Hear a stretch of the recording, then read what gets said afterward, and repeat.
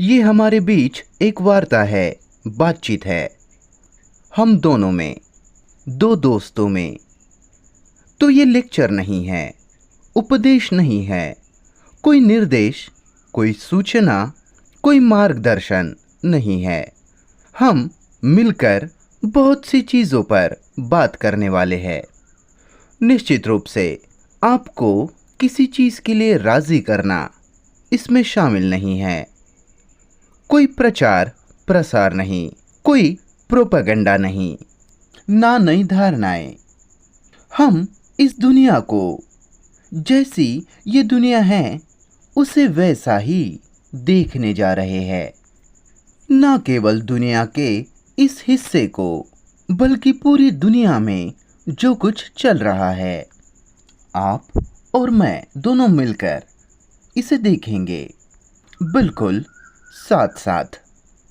वक्ता, बोलने वाला और आप बिना किसी पक्षपात के अवलोकन करने जा रहे हैं, बिना किसी पूर्वाग्रह, पूर्व धारणा के देखने जा रहे हैं।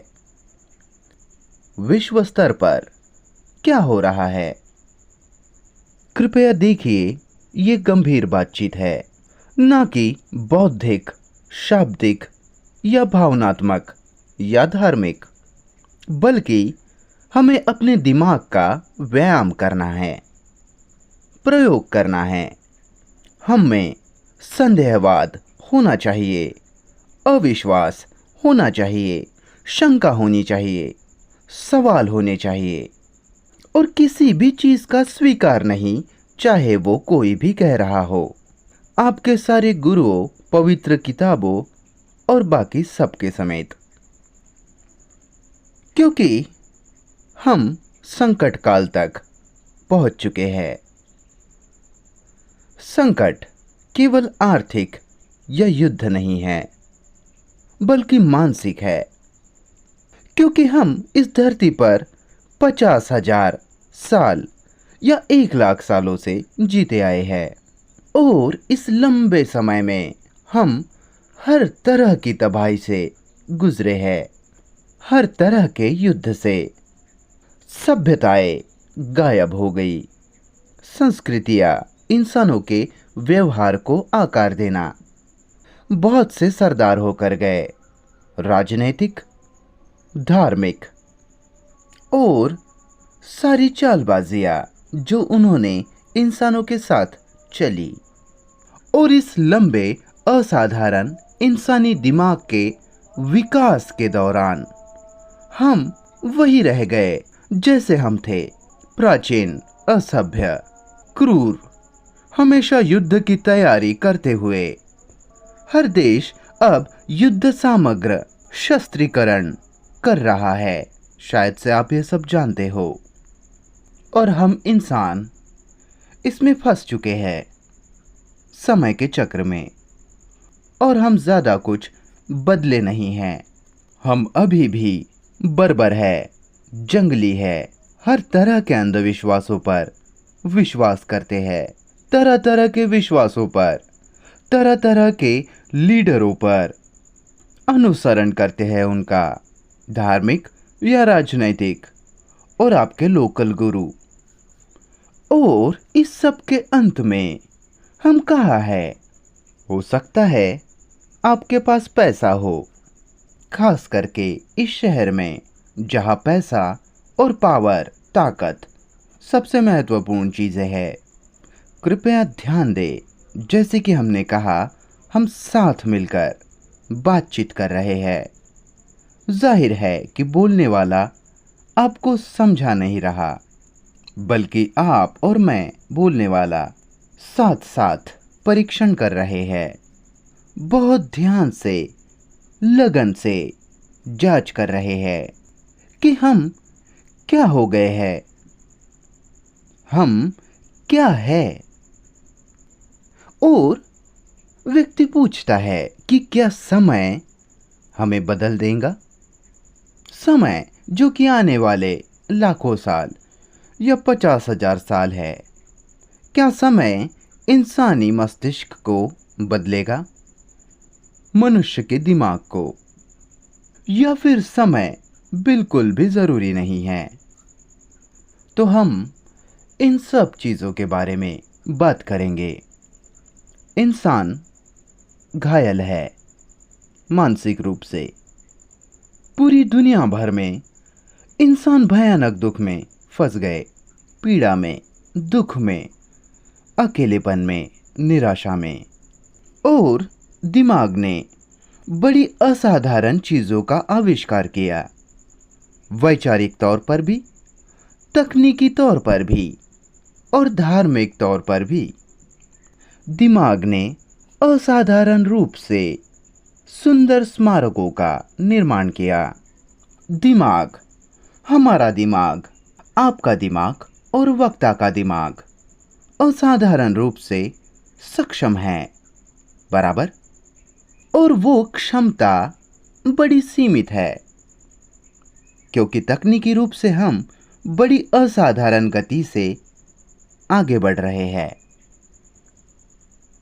और मानसिक रूप से, भीतर से, अगर मैं इस शब्द का इस्तेमाल करूं, शब्द जो मुझे व्यक्तिगत रूप से पसंद नहीं, आध्यात्मिक। मैं देख पा रहा हूं आप में से बहुत सारे मालाएं पहने हैं, अलग अलग पोशाक पहनकर यहाँ आए हैं। आशा है कि आप लोग बुरा नहीं मानेंगे। तो आध्यात्म, भीतरी रूप से, मानसिक रूप से हम बहुत पुराने हैं। हम असभ्य हैं, हम बर्बर है, जंगली, खूंखार, अल्हड़, विचारहीन, मूर्ख, लापरवाह। जो हो रहा है उसके प्रति असावधान और सारे भ्रष्टाचार के प्रति उदासीन। न केवल पर्यावरणीय रूप से, बल्कि भ्रष्टाचार जो धर्मों के नाम पर चलता है, राजनीति, व्यापार और बाकी सब के नाम पर। टेबल के नीचे से पैसे देना भ्रष्टाचार नहीं है, या तस्करी के जरिए इस देश में माल लाना भ्रष्टाचार नहीं है, बल्कि भ्रष्टाचार की शुरुआत जहां स्वहित है वहां से होती है। जहां स्वार्थ है, स्वरुचि है, वहां से होती है, बराबर। जहां स्वहित है, स्वार्थ है, वहीं से भ्रष्टाचार का उद्गम है। क्या हम साथ साथ सोच रहे हैं, या फिर आप केवल वक्ता को सुन रहे हो? क्या हम दोनों दोस्त लंबे सफर पर जा सकते हैं? वैश्विक दुनिया में यात्रा खुद के भीतर। हम क्या है उसमें, हम क्या बन गए हैं उसमें, क्यों हम जैसे हम हैं वैसे हो गए, हम क्या है। और इसके लिए ज़रूरत पड़ती है इस यात्रा को साथ मिलकर करने की। ना कि बोलने वाला आपको नक्शा दिखा रहा है और लेकर जा रहा है, या आपको रास्ता, मार्ग दिखा रहा है। नहीं, बल्कि साथ मिलकर।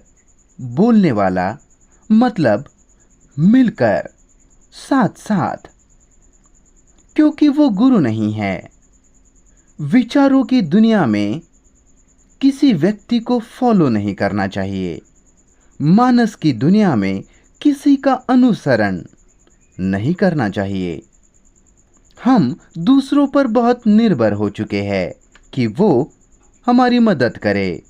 और इस मुद्दे पर बिल्कुल स्पष्ट रहिए कि हम आपकी मदद नहीं कर रहे। बोलने वाला आपकी मदद नहीं कर रहा, क्योंकि आपके पास बहुत सारे मदद करने वाले रह चुके हैं और हम अकेला खड़े होने में सक्षम नहीं।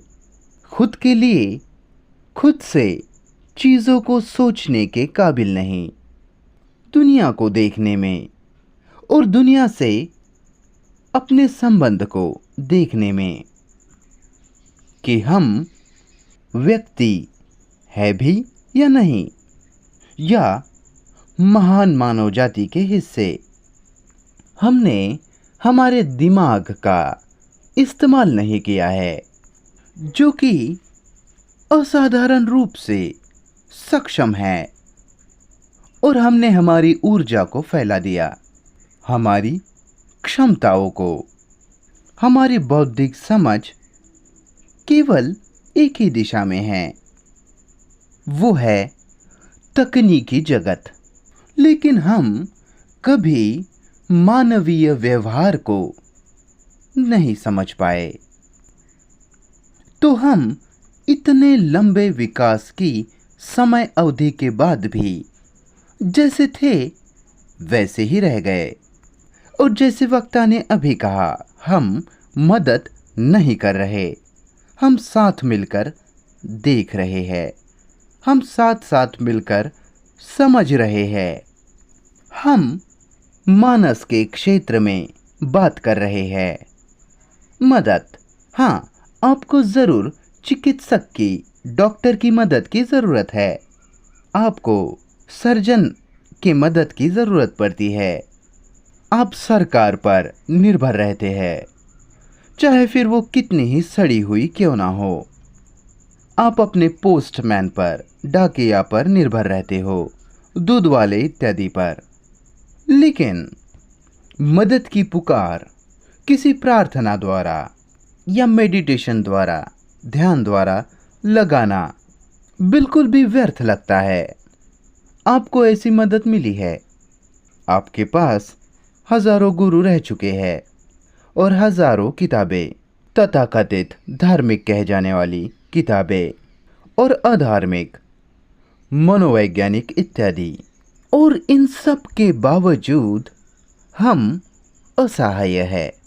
हो सकता है आपके पास पैसा, बड़ा घर, गाड़ियाँ इत्यादि हो, लेकिन मानसिक रूप से, भीतर से, आत्मगत रूप से, जिसके बारे में हम ज़्यादातर समय बात करने जा रहे हैं, हम लगभग असहाय है, क्योंकि हम दूसरे लोगों पर निर्भर रहते हैं कि वो हमें बताए कि क्या करना है, क्या सोचना है। तो कृपया, वक्ता इसे आदर के साथ कह रहा है, बहुत ही गंभीरता के साथ और ईमानदारी के साथ, कि वो आपकी मदद नहीं करना चाह रहा। उसके बजाय हम साथ साथ है मिलकर, वक्ता और आप, न केवल निष्पक्ष होकर अवलोकन, निरीक्षण करेंगे कि दुनिया में क्या चल रहा है, बल्कि क्यों इतने लंबे कालावधि के बाद भी हम क्रूर, निर्दयी, उदासीन, असावधान, कठोर, डरे हुए रह गए, सुरक्षा के पीछे भागते हुए, आशा कर रहे हैं कि हमारी जड़ें अस्त व्यस्त नहीं होगी। और साथ साथ वक्ता और आप दिमाग का व्यायाम, अभ्यास कर रहे हैं और इस सब की जांच पड़ताल कर रहे हैं।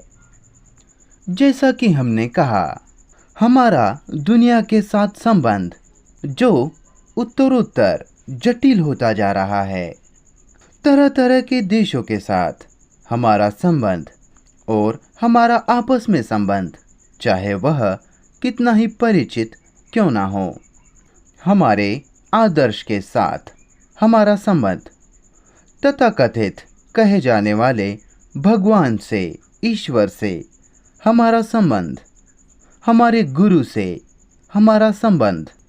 अगर आपके पास गुरु है तो मुझे आशा है कि आपके पास गुरु नहीं है। और गंभीर रूप से, गहराई से, दिमाग की क्वालिटी में, गुण में जांच पड़ताल करना। दिमाग जो समझता है, जिसके पास अंतर्दृष्टि है या जिसे बोध होता है इस बाहरी और मानसिक दुनिया के बारे में, जिस दुनिया में हम जीते हैं। अगर ये स्पष्ट है कि हम किसी मार्ग, पद्धति, व्यवस्था, प्रणाली की बात नहीं कर रहे, ना ही किसी भी तरह से आपकी मदद करने की, उसके बजाय हम स्वतंत्र, आत्मनिर्भर मनुष्य है। ये क्रूर कथन नहीं, ना ही उदासीन। ये बस दो दोस्त आपस में बात कर रहे हैं। वो दोनों ना केवल शब्दों को, जो कि परिवेश है, समझने की कोशिश कर रहे हैं, बल्कि आर्थिक दुनिया की जटिलताओं को, अलग धर्म, अलग राष्ट्रीयता को दो दोस्त की तरह उनकी समस्या के बारे में बात कर रहे हैं। अगर हम यहाँ से शुरू कर सके, दो दोस्त, दोस्ती मतलब वो एक दूसरे को राजी नहीं करना चाह रहे, मजबूर नहीं करना चाह रहे, ना कि हम एक दूसरे पर अपनी छाप छोड़ना चाहते हैं, ना हम एक दूसरे को प्रभावित करना चाहते हैं, जिस कारण वह स्नेह का गुण है, समझदारी का, आदान प्रदान का। हम उस स्थिति में हैं। तो पहले हम शुरू करेंगे कि हमारा दिमाग क्या है। बोलने वाला कोई दिमाग विशेषज्ञ नहीं है, पर उसने मस्तिष्क विशेषज्ञ के साथ बात की है। और दिमाग जो खोपड़ी के भीतर है, वो असाधारण यंत्र है। इसने भयानक ज्ञान अर्जित किया है, लगभग सभी चीज़ों के बारे में। इसने अविश्वसनीय चीज़ों की इजाद की, जैसे कंप्यूटर, त्वरित संचार, युद्ध के उपकरण और जांच पड़ताल के लिए, खोजने के लिए, अनुसंधान के लिए, अन्वेषण के लिए वो वह स्वतंत्र है। वो पूरी तरह से स्वतंत्र है और ये ज्ञान से शुरू करता है। ज्यादा से ज्यादा ज्ञान एकत्रित करते जाना। अगर कोई सिद्धांत काम नहीं करता तो वे उसे छोड़ देते हैं और आगे बढ़ते हैं और ज्यादा ज्ञान एकत्रित करते हुए चलते हैं। और ये खुद के भीतर खोजबीन करने के लिए समान रूप से स्वतंत्र नहीं। ये वातानुकूलित है, कंडीशन्ड है, इसे आकार दिया गया है, इसे प्रोग्राम किया गया है। ये दिमाग एक हिंदू होने के रूप में प्रोग्राम किया गया है, या मुसलमान होने के रूप में प्रोग्राम किया है, या ईसाई या बौद्ध और बाकी सब। कंप्यूटर जैसे ही मानवीय दिमाग प्रोग्राम है कि तुम्हें युद्ध करना ही होगा, कि तुम किसी खास समुदाय से जुड़े हो, आपकी जड़ें दुनिया के इस क्षेत्र में हैं, इत्यादि। ये सब बराबर है, अतिशयोक्ति नहीं है। हम सब कंडीशन्ड है, क्रमादेशित है, वातानुकूलित है, प्रोग्राम्ड है, परंपराओं द्वारा। लगातार वर्तमान पत्रों को दोहराकर, मैगजीन, पत्रिकाओं और गुरुओं को दोहराकर, और हजारों सालों का दबाव, प्रभाव। हमारा दिमाग एक दिशा में स्वतंत्र है, तकनीकी, टेक्नोलॉजिकल दुनिया में। लेकिन वही दिमाग जो असाधारण रूप से सक्षम है अपने खुद के स्वहित के द्वारा, सीमित है। क्या हम साथ साथ हैं, या फिर मैं यूनानी भाषा में बात कर रहा हूँ? क्या कृपा करके आप खुद के लिए खोजेंगे? अगर सच में आप दो दोस्त की तरह एक दूसरे को समझते हो, या फिर एक ही इंसान बात कर रहा है और दूसरा बिल्कुल बात ही नहीं कर रहा, या फिर वह खुद की प्रतिक्रियाओं को लेकर अवलोकन है। जो कुछ भी कहा जा रहा हो उस पर प्रतिक्रिया, व्यक्ति की इस सच पर प्रतिक्रिया कि आप प्रोग्राम्ड हो, योजनाबद्ध हो, कार्यक्रमित हो, एक यहूदी के रूप में, एक मुसलमान के रूप में, या हिंदू या बौद्ध के रूप में। तो हमारे दिमाग जो प्रोग्राम्ड है, जो एक दिशा में बिल्कुल स्वतंत्र है और मानसिक रूप से बिल्कुल अपंग है। और क्या यह संभव है कि इंसानी दिमाग पूरी तरह से स्वतंत्र हो, ताकि इसके पास भयानक ऊर्जा हो? ऊर्जा और ज़्यादा शरारत करने के लिए नहीं, ना ही ज़्यादा पैसा, पावर इत्यादि सड़ी चीज़ों के लिए। फिर भी आपके पास पैसा होना चाहिए, बल्कि स्वतंत्र इसलिए कि आप प्रवेश कर पाए, आप खोज पाए, जांच कर पाए ऐसे जीवन जीने के तरीके में जिसमें डर नहीं, जिसमें अकेलापन नहीं, दुख नहीं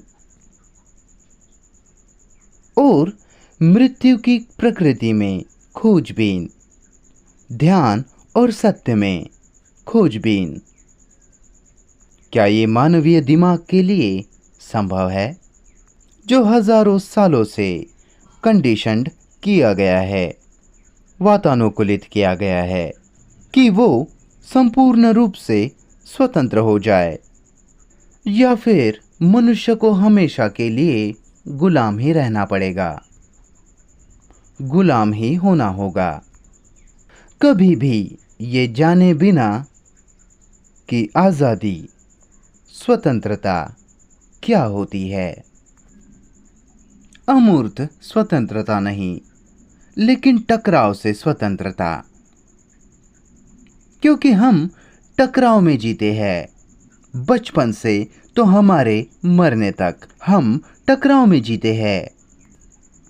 वो सारी मानवता के लिए एक तथ्य है। ये लगातार संघर्ष है, दोनों तरफ धार्मिक रूप से सुरक्षा को पाने के पीछे भागना, जिस कारण कभी असुरक्षा को नहीं पाना, या असुरक्षित होना और सुरक्षा चाहना। तो हम साथ साथ चल रहे हैं खुद को खोजने के लिए, खुद के ही द्वारा, ना कि किसी दूसरे पर निर्भर होना जो आपको बताए कि बिना टकराव के कैसे जीना। कि क्या ये संभव है मानव जाति के लिए, जो इस आधुनिक दुनिया में अपने समाज की सारी जटिलताओं के साथ जी रही है, जीना बिना एक भी टकराव के, परछाई के? क्योंकि टकराव दिमाग को विकृत करता है, उसकी ऊर्जा को, क्षमता को कम करता है, वो खुद को जल्द ही थका देता है, तार तार हो जाता है। आप ये खुद में देख सकते हैं, जैसे आप बूढ़े होते जाते हो। ये लगातार टकराव, और हमारे पास टकराव क्यों है? कृपया खुद से ये पूछिए। केवल सुनने का काम मत कीजिए, खुद के लिए खोजिए कि क्यों हम टकराव में जीते हैं, ना केवल अपने पत्नी या पति के साथ, लेकिन हमारे गुरुओं के साथ, क्योंकि आप सब उन्हीं के तरह बनना चाहते हो, और इसलिए वह टकराव है। क्यों ये टकराव जो उत्तरोत्तर गहन होते जाता है, तीव्र होते जाता है, जो कि युद्ध है? क्यों मनुष्य जाति, आप टकराव में जीते हैं? टकराव क्या है? कृपया मेरे जवाब देने का इंतजार मत कीजिए, उसमें कोई मजा नहीं। पर अगर आप ये सवाल खुद से पूछते हो और अपना मस्तिष्क खोजने में देते हो, टकराव टकराव की प्रकृति क्या है? टकराव जाहिर रूप से अस्तित्व में तब होता है जब वह द्वंद्व हो, बराबर। वह मैं और आप है। जब वह मेरी पत्नी हो जो मेरे से अलग है। जब वह ध्यान और ध्यान करने वाले के बीच फासला हो। क्या आपको ये सब समझ आ रहा है? मुझे आशा है कि ये आपको रुचिकर लगता है। तो जब तक वह फासला है, अंतर है, विभाजन है, राष्ट्रीयताओं के बीच, धर्मों के बीच, लोगों के बीच, आदर्श और तथ्य के बीच, जो है और जो होना चाहिए के बीच, तो वह टकराव, संघर्ष तो होना ही चाहिए। ये नियम है। जहाँ कहीं भी अलगाव है, अलग होना है, विभाजन का भाव है, अरबी और यहूदी, हिंदू और मुसलमान, आप जानते हो विभाजन जो चलता है, न केवल इस दुनिया में बल्कि परिवारों के बीच, बेटे और पिता में, आप ये जानते हैं, है ना? तो जहाँ कहीं भी विभाजन होगा वहाँ टकराव होगा। वो तथ्य है, वो विभाजन है और ज्यादा। समझ रहे हो? मुझे नहीं पता, लेकिन मुझे कुछ साल दो तो मुझे पता चल जाएगा। आप समझ रहे हो मैं क्या कह रहा हूं? किसने ये विभाजन बनाया? जो है और जैसा होना चाहिए के बीच, अरब और यहूदी के बीच, हिंदू और मुसलमान के बीच, गुरु और शिष्य के बीच, वहाँ ये विभाजन है। तथाकथित कहे जाने वाले भगवान, अगर ऐसी कोई इकाई हो तो, और आपके बीच शांति चाहना और टकराव में होना, ये हमारे रोज के जीवन की वास्तविकता है। और बोलने वाला पूछ रहा है, जैसे आप लोग भी पूछ रहे हो, कि ये विभाजन किसने बनाया? ना केवल बाहरी तौर पर, लेकिन भीतरी तौर पर। कृपया खुद से ये सवाल पूछिए, इस सब गड़बड़ी के लिए कौन जिम्मेदार है? इस अंतहीन संघर्ष के लिए, अंतहीन टकराव के लिए, दुख के लिए, अंतहीन तन्हाई, अकेलेपन के लिए, निराशा के लिए, दुख का, पीड़ा का भाव जिसमें से इंसान कभी बाहर नहीं आ पाता। कौन इस सब के लिए जिम्मेदार है? इस समाज के लिए जिसमें हम रहते हैं, कौन जिम्मेदार है? समाज, आधुनिक समाज, उसकी सारी जटिलताओं के साथ। इस देश में भयानक गरीबी है, अत्यधिक गरीबी, और यहाँ हर तरफ सामाजिक कार्य करता है। आप समझ रहे हो ये सब? या फिर हमने कभी इसके बारे में सोचा ही नहीं? या फिर हम हमारे खुद के भगवान के साथ, समस्याओं के साथ, या खुद के ध्यान के साथ, मेडिटेशन के साथ इतने व्यस्त है, अधिकृत है कि हमने इसे कभी देखा ही नहीं, कभी पूछा ही नहीं। इसमें कई चीजें शामिल है। बुद्धिजीवी लोगों ने, जो संवेदनशील है, काफी जागरूक है, हमेशा सोचा कि क्या वह कभी समतावादी, समान अधिकारवादी समाज हो सकता है? कोई वर्ग भेद नहीं, जातिगत अंतर नहीं, समान अवसर, ताकि वह मजूर, कर्मचारी और मैनेजर, प्रबंधक, व्यवस्थापक के बीच विभाजन ना हो, सुतार और राजनेता के बीच विभाजन ना हो। तकनीकी रूप से वह बदलाव है, लेकिन मनुष्य के रूप में। और समस्याओं में से एक समस्या ये भी है कि क्या दुनिया में न्याय है? हम पूछ रहे हैं कि क्या दुनिया में न्याय है? और वह क्रांतियाँ हुई, फ्रेंच क्रांति, साम्यवादी कम्युनिस्ट क्रांति, बोल्शेविक क्रांति, ऐसा समाज बनाने की कोशिश जहाँ समानता हो, जहाँ न्याय हो, जहाँ अच्छाई हो, और वे लोग इसमें कामयाब नहीं हुए, बल्कि वे पीछे पुराने ढांचे में दूसरी व्यवस्थाओं से वापस चले गए।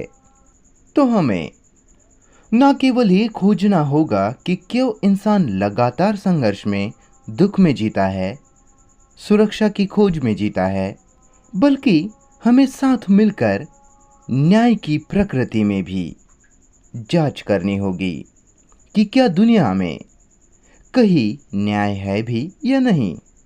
क्या दुनिया में न्याय है? आप चतुर हो पर दूसरा नहीं। आपको सारे विशेषाधिकार मिले हुए हैं और दूसरे के पास कुछ भी नहीं। आप महलनुमा भव्य घरों में रहते हैं और दूसरा झोपड़ी में रहता है, मुश्किल से एक दिन का खाना खाकर। और अगर आप अमीर हो तो वकील नियुक्त कर सकते हो और बाकी व्यापार जो आप बहुत अच्छे से जानते हो। तो क्या कहीं न्याय है? और क्या ये खुद के लिए खोजना ज़रूरी नहीं है, जिस कारण मानव जाति की मदद हो? माफ़ करना, मेरा मतलब मदद से नहीं था, मैं मेरा शब्द वापस लेता हूँ। तो जब व्यक्ति न्याय की प्रकृति को, कि क्या वह न्याय है, उसे खोजने के लिए व्यक्ति को बड़ी गहराई से दुख की प्रकृति के भीतर जांच पड़ताल करनी होगी कि क्या वह स्वहित, स्वरुचि, स्वार्थ ना हो सके। और हमें जांच करनी होगी, जैसे हम इस वार्ता के दौरान करने वाले हैं, कि स्वतंत्रता क्या है, मोक्ष क्या है, और अच्छाई क्या है। तो किसने ये असाधारण जटिल समाज बनाया, निर्मित किया है? धर्मों के बीच विभाजन, देशों के बीच विभाजन, विभाजन परिचित और जो लोग अपरिचित है उनके बीच, और बाकी सब में बराबर। किसने ये निर्मित किया? अगर वक्ता, बोलने वाला इसमें जा सकता है, एक मुखबिर की तरह नहीं, प्रशिक्षक, शिक्षक के रूप में नहीं, किसी ऐसे के रूप में नहीं जो आपको बता रहा है कि ये ऐसा है इसलिए इसे स्वीकार लो। इसके बजाय आप और वक्ता दोनों साथ साथ मिलकर हमारे दिमाग का व्यायाम कर रहे हैं, अपनी बुद्धि की एक्सरसाइज कर रहे हैं, उसकी क्षमता की, खोजने की क्षमता। प्रश्न है कि ये सब किसने निर्मित किया? व्यक्ति समझ सकता है कि समाज हर मनुष्य द्वारा निर्मित किया गया है। समाज जिसमें हम रहते हैं वह हर इंसान के द्वारा बनाया गया है, उनकी लालच के जरिए, उनकी ईर्ष्या के जरिए, उनके आक्रमण के जरिए, उनकी सुरक्षा की खोज के जरिए हमने ये समाज बनाया जिसमें हम जीते हैं, और फिर हम इस समाज के गुलाम बन जाते हैं। बराबर? क्या आप लोगों को ये सब समझ आ रहा है? नहीं? मैं क्या कर सकता हूँ अगर आप समझते नहीं हो तो? ये बड़ा सरल तथ्य है कि हम इंसानों ने हमारी अपनी संस्कृति बनाई, हमारा समाज बनाया, हमारे धर्म बनाए, हमारे भगवान बनाए।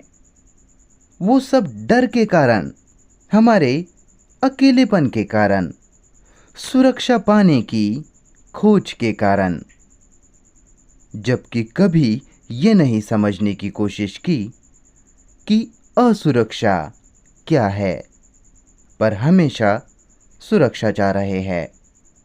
हम कभी धर्म क्या है के सवाल में नहीं गए कि क्या परंपराओं से आज़ाद होकर खोज करना संभव है। तो हम वापस आते हैं, किसने ये विभाजन बनाया? क्योंकि जहां विभाजन है वहां टकराव है। वो बिल्कुल निसंदेह होगा ही। तो क्या वह विचार नहीं है? सोचिए सर, अपना दिमाग लगाइए इसमें। क्या वो विचार नहीं है जिसने इस दुनिया को बांट दिया? जैसे ईसाई, बौद्ध, यहूदी, हिंदू, मुसलमान। क्या वो विचार नहीं जिसने ये सब निर्मित किया? फिर व्यक्ति पूछता है कि विचार क्या है? विचार वह गति है जिसमें हम जीते हैं। विचार हमारे कर्म का, हमारे कार्य करने का केंद्रीय कारक है, घटक है, जिसके द्वारा हम जीते हैं। पैसा बनाने के लिए, मुझे और आपको अलग अलग करने के लिए, मेरा पति, मेरी पत्नी, जो अभी है और जो आदर्श है, क्या वह विचार नहीं है? फिर विचार क्या है? सोचना क्या है? विचार करना। क्या विचार करना याददाश्त की गतिविधि नहीं है? कृपया सर, जो वक्ता बोल रहा है उसमें से एक भी चीज का स्वीकार मत कीजिए। व्यक्ति के पास संदेह का गुण होना चाहिए।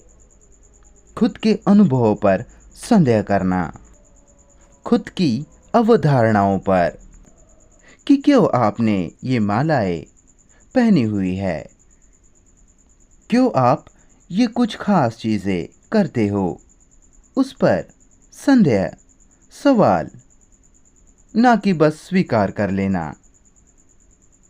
तो कृपया किसी भी परिस्थिति में उसका स्वीकार मत कीजिए। जो वक्ता कह रहा है वो दोस्त की तरह कह रहा है जिसे आप सुन सकते हैं या ना चाहो सुनना, तो आपकी मर्जी। वो कह रहा है विचार ने ये विभाजन निर्मित किया है। विचार युद्ध के लिए जिम्मेदार है। सारे भगवान जिन्हें मनुष्य ने बनाया उसके लिए विचार जिम्मेदार है। विचार ने ही मनुष्य को चांद पर पहुंचाया। विचार ने ही कंप्यूटर बनाया। विचार सारी असाधारण चीजों को बनाने के लिए जिम्मेदार है जो वे लोग तकनीकी जगत में कर रहे हैं, जिसमें हम अभी नहीं जाएंगे। और विचार इस विभाजन के लिए जिम्मेदार है कि क्या है और क्या होना चाहिए, और उस टकराव के लिए विचार जिम्मेदार है। क्या है और क्या होना चाहिए के बीच।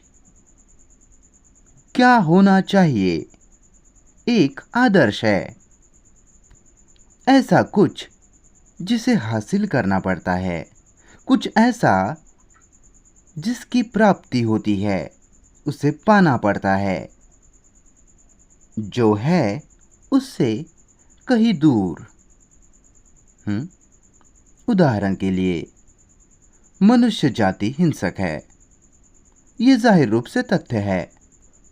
और लंबे समय के बाद भी मनुष्य हिंसा से आजाद नहीं हुआ है, पर उसने अहिंसा की इजाद कर ली। उसने इसकी इजाद की है। वो अहिंसा का पालन करना चाह रहा है। वो स्वीकार करता है कि ये हिंसा है और वो थोड़ा बहुत ईमानदार हो तो वो हिंसक है और तथाकथित अहिंसा कहा जाने वाला आदर्श वह है जिसका वो पालन करना चाहता है। और उस पालन में, उस अहिंसा के लक्ष्य का पालन करने में वह हर समय हिंसा के बीच बोता जा रहा है। नैसर्गिक रूप से ये एक तथ्य है। इस देश ने अहिंसा की बड़ी बात की, जो कि बड़ा शर्मनाक है, क्योंकि हम सब हिंसक लोग हैं। हिंसा केवल भौतिक नहीं होती। किसी की नकल करना, किसी की अनुसारिता हिंसा ही है। और जो है उससे दूर, ये भी हिंसा है। तो हिंसा का अंत पूरी तरह से तभी हो सकता है मानव मस्तिष्क में, दिल में,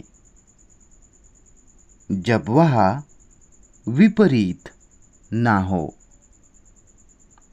अहिंसा विपरीत है, जो कि असली नहीं है।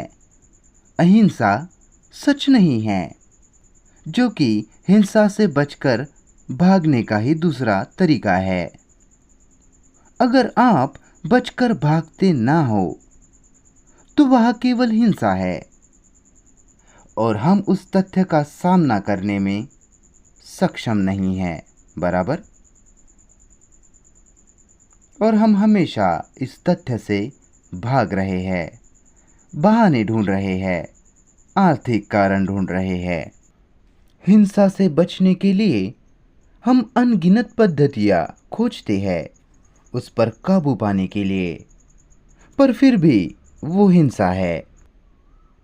उस पर काबू पाने की कोशिश हिंसा का ही एक हिस्सा है।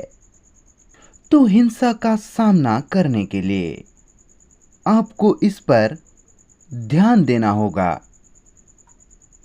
ना कि उससे दूर भागना होगा, बराबर। देखिए कि यह है क्या।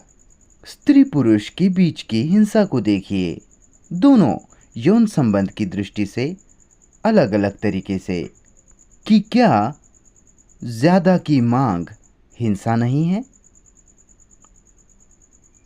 और अधिक बनना तो हिंसा को देखना और उसके साथ ठहरना, ना कि उससे भागना या उसे दबाना या उसे परिवर्तित करने की कोशिश करना, क्योंकि इस सब में टकराव है।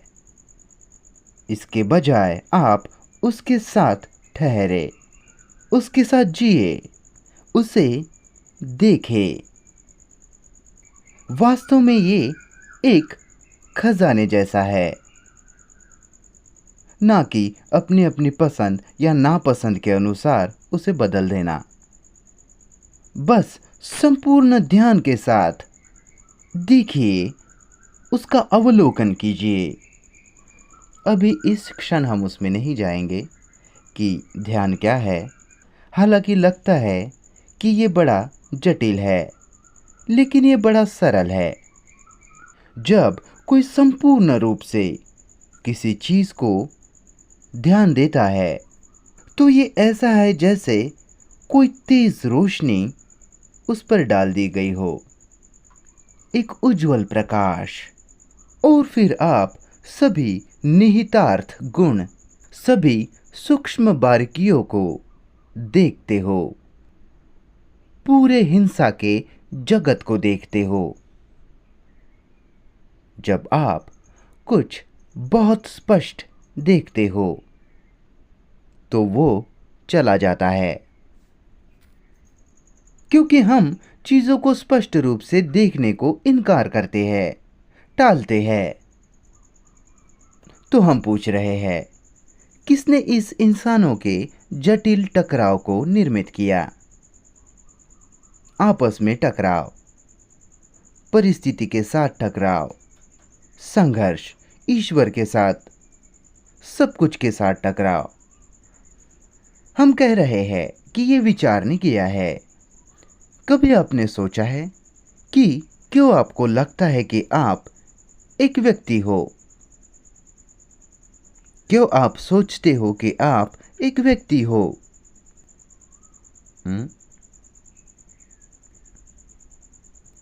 क्या आप एक व्यक्ति हो, या फिर आपको सोचने के लिए प्रोग्राम किया गया है कि आप एक व्यक्ति हो?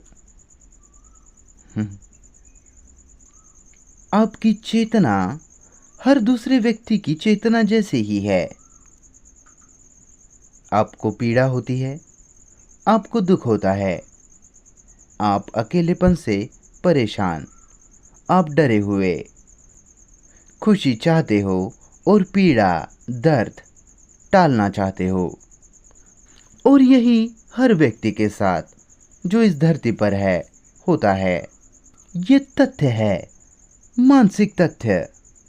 हो सकता है आप लंबे हो या नाटे हो या काले गोरे हो, ये सब बाहरी तामझाम है, वातावरण, आहार इत्यादि के हिसाब से, और संस्कृति भी बाहरी है। लेकिन मानसिक तौर पर, आत्मगत रूप से हमारी चेतना सार्वजनिक चेतना समान ही है, हर बाकी इंसानों से एक है। शायद ये आपको पसंद ना आए, पर यह तथ्य है। तो मानसिक तौर पर आप बाकी मनुष्य जाति से अलग नहीं हो, आप ही मनुष्य जाति हो। हाँ मत कहिए सर, फिर इसे कोई अर्थ नहीं। पर ये अद्भुत तथ्य है कि आप ही बाकी की मानव जाति हो, ना कि कोई अलग व्यक्ति हो। हो सकता है आपके पास बेहतर दिमाग हो, संपत्ति हो, आप चालाक हो, बेहतर दिखते हो, पर वो सब अलग रख दो। ये सब ऊपरी ऊपरी चीजें हैं, झालरे हैं। पर भीतरी तौर पर इस धरती का हर इंसान आपके साथ दुख में एक है। पता है, जब आप इसे समझते हो, महसूस करते हो, तो इसका क्या अर्थ होता है? नहीं, आप इसे महसूस नहीं करते। आप इसकी कोई धारणा बना लोगे या कोई आदर्श, और उसे पाने के पीछे भागोगे। जब आप कहते हो कि आप ही बाकी की मानव जाति हो, इसका मतलब होता है कि आपके पास जबरदस्त जिम्मेदारी है। इसमें शामिल होती है करुणा, बहुत स्नेह, प्रेम, ना कि मूर्खतापूर्ण कोई विचार कि आप सब एक हो। तो हम दो दोस्त जैसे बात कर रहे हैं। हम कह रहे हैं कि विचार जिम्मेदार है। विचार ने बहुत सी असाधारण चीज़ें बनाई, बाहरी तौर पर, गति की, कार्य की दुनिया में, रोज़ के जीवन की दुनिया में। विचार ने बड़ी सुविधाएं दी है, बुद्धिमानी दी है, और पागलपन भी, और युद्ध के शस्त्र और बाकी सब। तो हमें साथ मिलकर खोजबीन करना होगा कि विचार करना, सोचना क्या है, और क्यों विचार करना, सोचना असाधारण रूप से महत्वपूर्ण बन गया है। याददाश्त के बिना सोचना अस्तित्व में नहीं हो सकता। बराबर? अगर वह याददाश्त ही नहीं, तो वह विचार नहीं। हमारा दिमाग जो बाकी मानव जाति से एक है, ना कि छोटे छोटे अलग अलग दिमाग। हमारे दिमाग ज्ञान के द्वारा कंडीशनड हुए हैं, वातानुकूलित हुए हैं, याददाश्त और ज्ञान के द्वारा।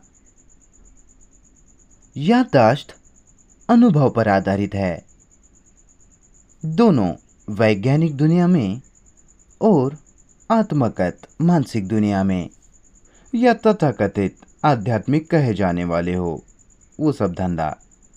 दोनों वैज्ञानिक और व्यक्तिगत अनुभव हमेशा सीमित होते हैं, और वैसे ही हमारा ज्ञान जो अनुभव का नतीजा है वो भी सीमित है। हम दोनों तरफ और ज़्यादा उसमें जोड़ रहे हैं, जोड़ते जा रहे हैं, है ना। जहाँ भी जोड़ना होता है उसमें जो जोड़ा जा रहा है वह भी सीमित है, बराबर। अगर आप ऊब गए हो तो मुझे माफ़ करना। क्या आप बोर हो चुके हो? आप जम्हाई ले रहे हो? हे भगवान, आप किस तरह के लोग हो? सर, कृपया देखिए, हम ऐसी चीज़ के बारे में बात कर रहे हैं जो बहुत गंभीर है। अगर आप ऊब गए हो तो जाकर सो जाइए, यही जाकर सो जाइए अगर आप थक गए हो तो, क्योंकि इसे भयानक ऊर्जा की ज़रूरत पड़ती है। ऊर्जा, विचार, जांच पड़ताल, संदेह। तो हम कह रहे हैं कि अनुभव सीमित होकर ज्ञान भी हमेशा सीमित है। अभी या अतीत में या भविष्य में। और ज्ञान मतलब याददाश्त। याददाश्त जो कंप्यूटर में होती है, या याददाश्त जो हमारे दिमाग में होती है। तो हमारा दिमाग याददाश्त है, और वो याददाश्त विचार को दिशा देती है। ये एक तथ्य है। तो विचार हमेशा सीमित है, बराबर। कृपया देखिए, ये तर्क संगत है, तार्किक है, कोई इजाद नहीं है, ये ऐसा ही है। अनुभव सीमित है, जिस कारण ज्ञान सीमित है, और ज्ञान याददाश्त है। विचार याददाश्त के बिना अस्तित्व में नहीं हो सकता। सर, आप थक चुके हैं, जमाई मत लीजिए, सोने चले जाइए। मुझे आश्चर्य है कि क्या यह बात करना उचित है भी या नहीं, आपके साथ वार्ता करना, जब आप सच में गंभीर नहीं। अब यह आप पर निर्भर है। हम घोड़े को तालाब के पास ले जा सकते हैं, पर घोड़ा पानी पिए भी। तो विचार ने सीमित रहकर ये दुनिया बनाई, इस दुनिया को विभाजित किया। चूंकि यह सीमित है, इसने दुनिया के टुकड़े टुकड़े कर डाले, उसे तोड़ दिया। अरबी, ईसाई, यहूदी, मुसलमान, बौद्ध, हिंदू, सिख और बाकी सब। ये विचार की गतिविधि है जो अपने आप में ही हमेशा सीमित है, जो अनिवार्य रूप से विभाजन निर्मित करती है, जिस विभाजन के कारण फिर टकराव, संघर्ष है, बराबर। फिर आप कहोगे कि क्या वहाँ दूसरी कोई गति है जो बांटने वाली ना हो, विभाजित करने वाली ना हो, जो टूटती नहीं, बराबर। क्या आप वो सवाल पूछ रहे हैं, या फिर मैं वो सवाल आपके सामने रख रहा हूँ? क्या वहाँ समग्र अखंड गतिविधि है, गतिविधि जो कभी टूटती नहीं, टूट सकती नहीं।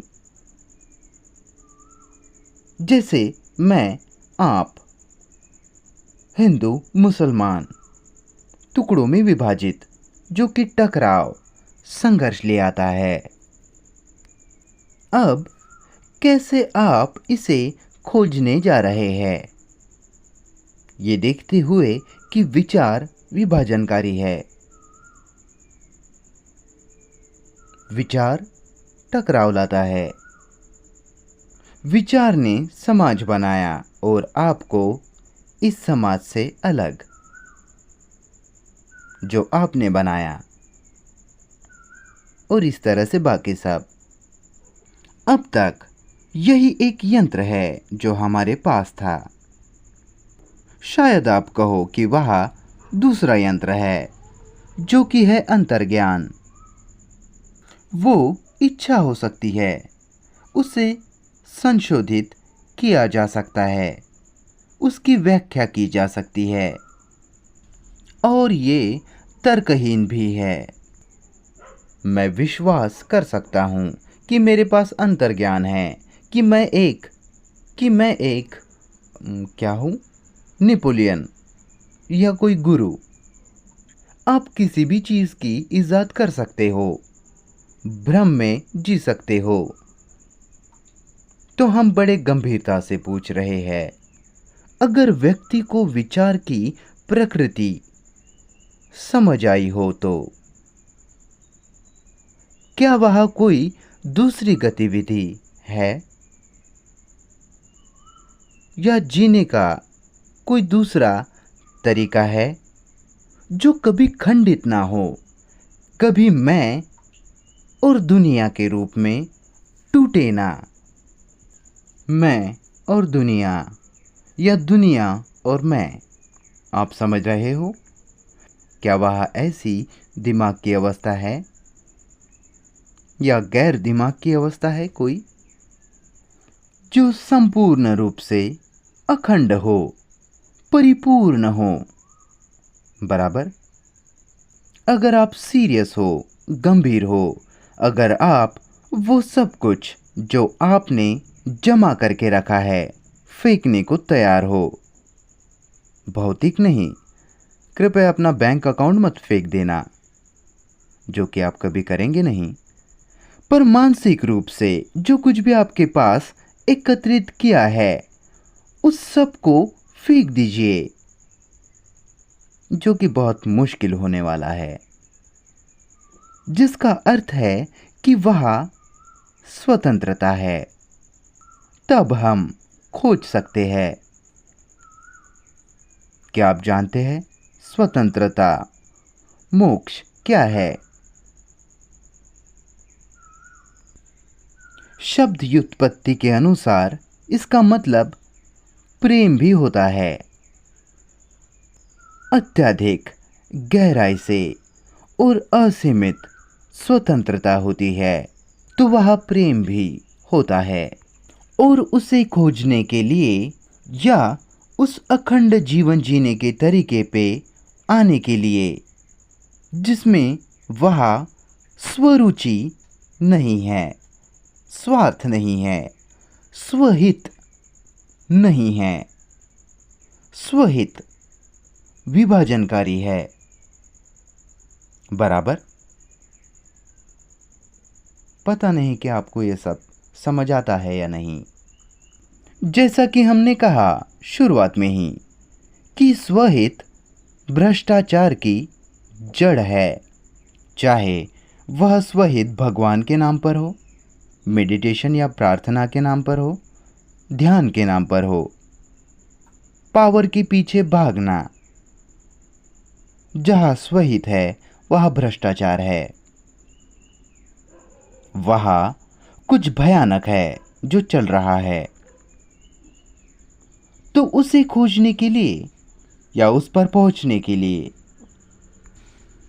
वह टकराव से स्वतंत्रता होनी चाहिए। संबंध में टकराव, संघर्ष से हम संबंध में जीते हैं। चाहे आप हिमालयों में रह रहे हो या किसी मठ में या महल में या झोपड़ी में, आप बिना संबंध के जी नहीं सकते। संबंध में शामिल होता है किसी से संबंधित होना, किसी के संपर्क में होना, न केवल शारीरिक या यौन संबंध की दृष्टि से, पर संपूर्ण रूप से दूसरे से संपर्क में होना। आप समझ रहे हो? हे मेरे भगवान! लेकिन हम कभी पूरी तरह से किसी से संबंधित नहीं होते, यहाँ तक कि घनिष्ठ से घनिष्ठ संबंध में भी। स्त्री पुरुष हर कोई अपनी खास महत्वाकांक्षा के पीछे भाग रहा है, खुद की किसी विशेष पूर्ति के पीछे, उसके खुद के जीवन जीने के किसी खास तरीके के पीछे जो दूसरे से विरुद्ध है, इत्यादि।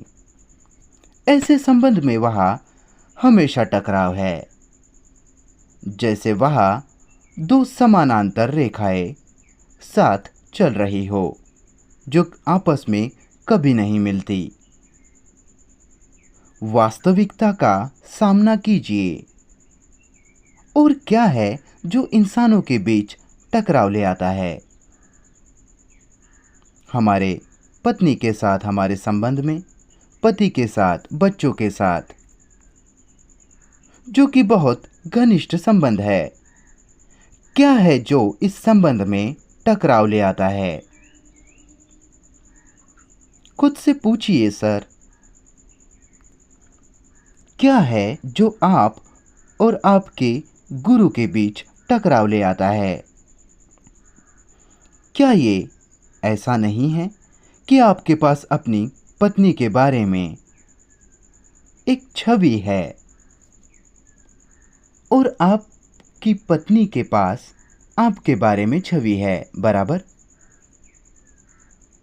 छवि एक चित्र, वह छवि बड़े ध्यान से निर्मित हुई है, एक छोटे से समय में या लंबे समय में। तो वो छवि, वो चित्र, वो अवधारणा आपके पत्नी के रूप में या पति के रूप में, गुरु के या गैर गुरु के रूप में, वो सब व्यापार, ये लगातार रिकॉर्डिंग, समझ रहे हो? लगातार दिमाग की रिकॉर्डिंग, दूसरे से संबंध में ये रिकॉर्डिंग चित्र है आपकी पत्नी का या पति का, राजनेता का या गुरु का। ये चित्र है, छवि है जो आपने उसके बारे में निर्मित की है, जैसे आप वक्ता के बारे में चित्र बना रहे हो। और इसलिए वह चित्र विभाजित करता है, बांटता है, जिस कारण आप में और वक्ता में संबंध नहीं रहता। ये बहुत सरल है। और खास करके जब आप एक ही घर में रहते हो, वो शोरगुल, वो अशांति, जिससे बचकर भागने के लिए आप सन्यासी इत्यादि बन जाते हो। लेकिन वहाँ भी आपके पास आपकी समस्याएं होती ही है, आपके टकराव, अपनी इच्छाएं, आपके अपने लक्ष्य, जो कि फिर से टकराव बन जाता है, बराबर? तो क्या कोई कृपया इसे सुनिए, कम से कम थोड़ा बहुत ध्यान इस पर दीजिए। क्या आप बिना एक भी छवि के जी सकते हैं? आपके और दूसरे के बीच कोई छवि नहीं। क्या आपने कभी ये करके देखा है?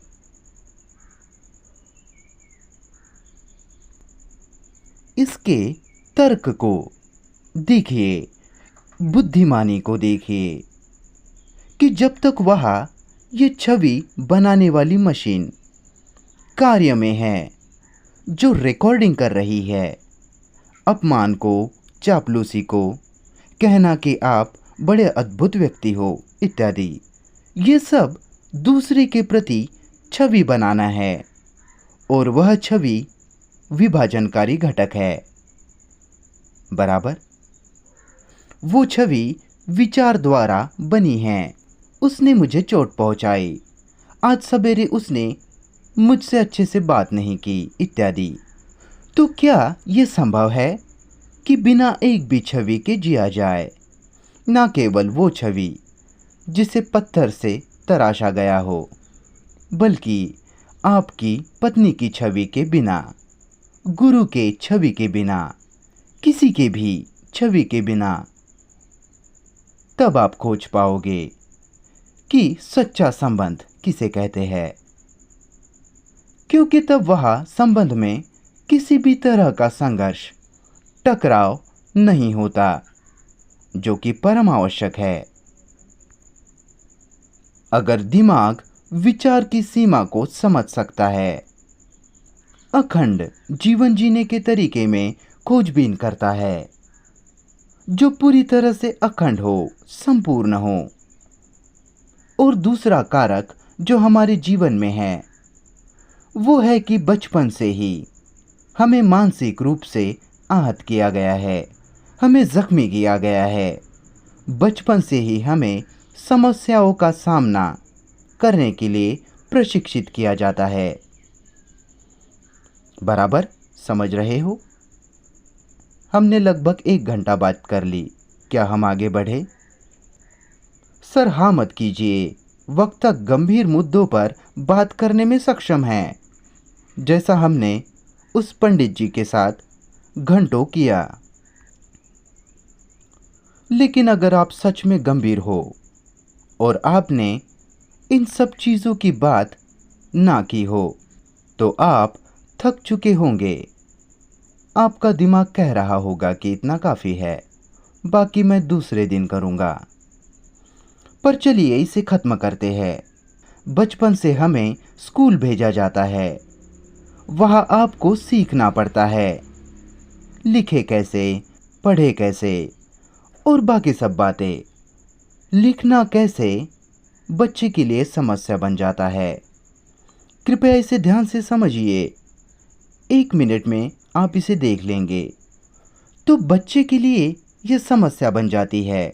गणित, इतिहास, रसायन शास्त्र समस्या बन जाती है। तो उसे बचपन से समस्याओं के साथ रहने के लिए प्रशिक्षित किया जाता है। बराबर। भगवान की, ईश्वर की समस्या, बहुत सी समस्याएं। तो हमारे दिमाग समस्या के साथ जीने के लिए कंडीशन्ड किए गए हैं, ट्रेन किए गए हैं, शिक्षित किए गए हैं, वातानुकूलित किए गए हैं। बचपन से हमने ये किया है। तो जब दिमाग समस्याओं में शिक्षित किया जाता है तो क्या होता है? कृपया खोजिए। ये कभी फिर समस्या नहीं सुलझा सकता। ये और ज़्यादा समस्याएं बना सकता है। समझ रहे हो? 1 मिनट सर। मंगलवार को वार्ता में प्रश्न उत्तर होंगे, तब आप मुझ पर आपके सारे प्रश्नों की बौछार कर देना। ये समझना बहुत आवश्यक है, क्योंकि हम पूछ रहे हैं कि क्या मस्तिष्क अपने रोज़ के जीवन में इस आधुनिक समाज में बिना एक भी समस्या के जी सकता है? केवल तभी वो समस्या को सुलझा पाएगा, ना कि दिमाग जो समस्या के साथ रहने के लिए प्रशिक्षित किया गया हो। तब वो जब एक समस्या को सुलझाता है तो उस समस्या में ही, उसके हल में ही वो और समस्याओं को निर्माण करता है। जैसे वे लोग राजनैतिक तौर पर कर रहे हैं। मेरा मतलब आपके लिए। उदाहरण के लिए, अगर आप ध्यान करते हो, मुझे नहीं पता कि आप ध्यान क्यों करते हो। अगर आप ध्यान करते हो तो ये समस्या बन जाती है। कैसे आपके मस्तिष्क को शांत रखें, कैसे उसे नियंत्रित करें, कैसे अभ्यास, अनुशासन और बाकी सारा कचरा, वो ध्यान नहीं है। तो कृपया सुनिए, बचपन से हमें ट्रेन किया गया है, प्रशिक्षित किया गया है समस्याओं के साथ जीने के लिए, और इसलिए समस्या के केंद्र में होते हुए वह कभी भी कोई समस्या पूरी तरह से सुलझा नहीं सकता। ये केवल स्वतंत्र दिमाग जो समस्याओं के लिए कंडीशन्ड नहीं, समस्या को सुलझा सकता है। क्या आपको ये समझ आ रहा है?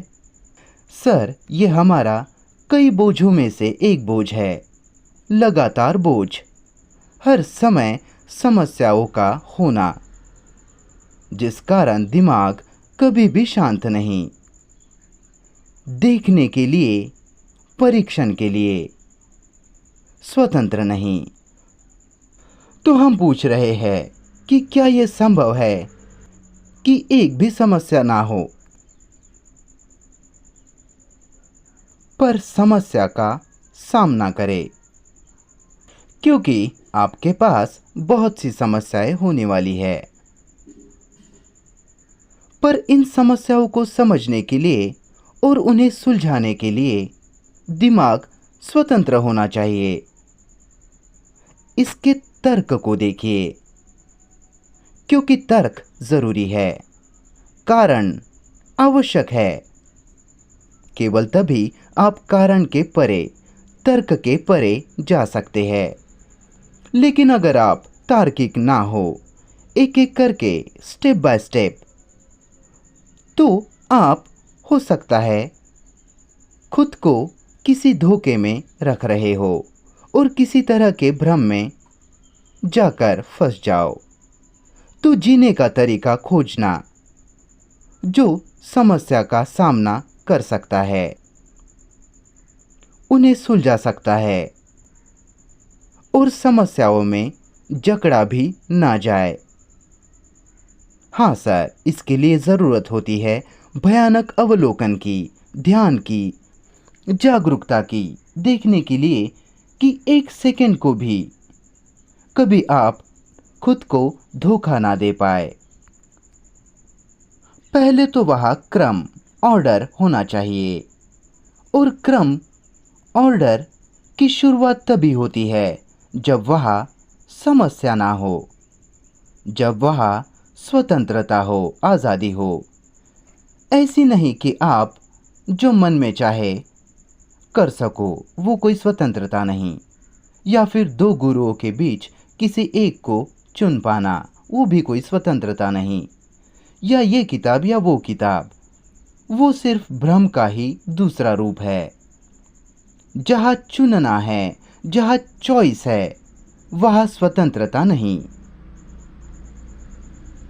और चुनना तभी अस्तित्व में आता है जब दिमाग कंफ्यूज्ड होता है, अस्पष्ट होता है।